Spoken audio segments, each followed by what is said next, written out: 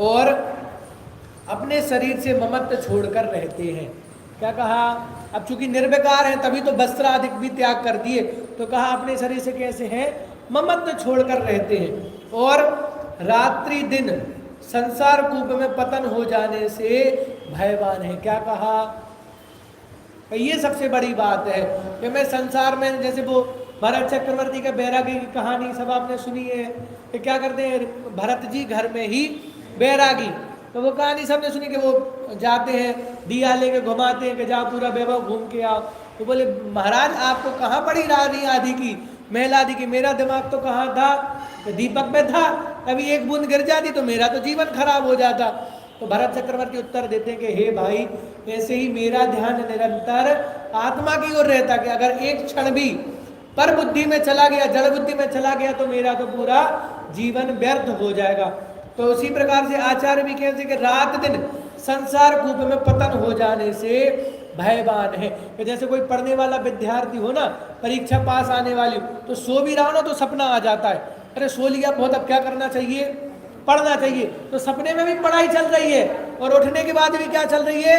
पढ़ाई चल। तो आप समझो अगर वो विश्राम करने भी जाते होंगे, कितना रात्रि के अंतिम पहर में कुछ कछु शयन एकासन करत, तो थोड़ा सा सोना है, लेकिन सोते सोते भी क्या याद, भैया ऐसा नहीं हो ज्यादा गहरी नींद लग जाए और मेरा गुणस्थान गिर जाए।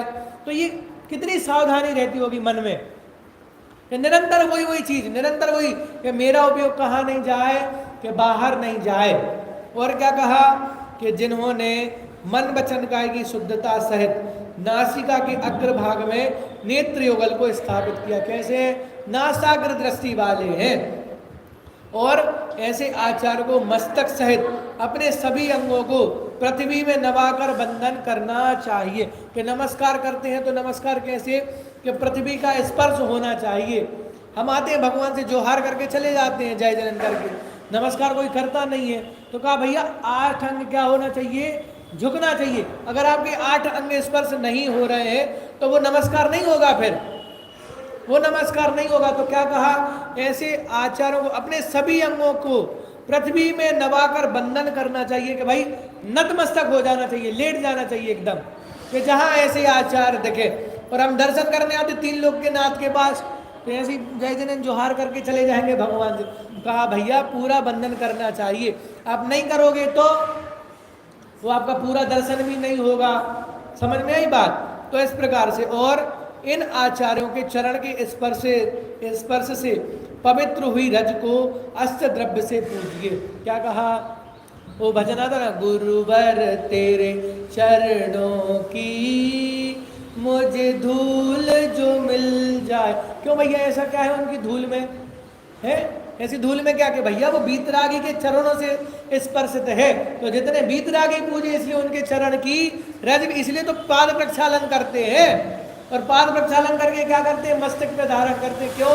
कि भैया वे मुनिराज धन्य है, उनकी साधना धन्य, उनका संयम धन्य है, कि वे तो पूज्य है। जो जो चीज स्पर्श करते हैं वह भी कैसी हो जाती है? कि स्पर्श हो, वो पूजनीय हो जाती है। तो क्या कहा आगे? कि उनकी पवित्र हुई रज को भी क्या करो? अष्ट द्रव्य से पूजन करो। इस प्रकार संसार परिभ्रमण के क्लेश को नष्ट करने वाली आचार्य भक्ति है। क्या कहा?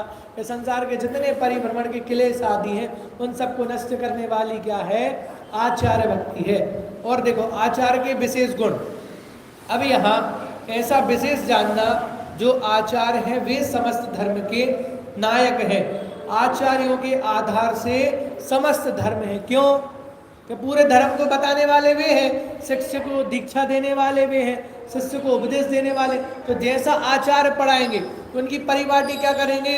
शिष्य वैसा, पूरी प्रभावना होगी तत्व की। तो बोले मुनि संघ के या धर्म के नायक हैं, और आचार्यों के आधार से ही क्या है? समस्त धर्म है। क्योंकि वे पूरे शास्त्रों के जानकार हैं, वे सब न्याय नीति आदि जानने वाले हैं। और अतः इन गुणों के धारक को ही आचार्य होना चाहिए।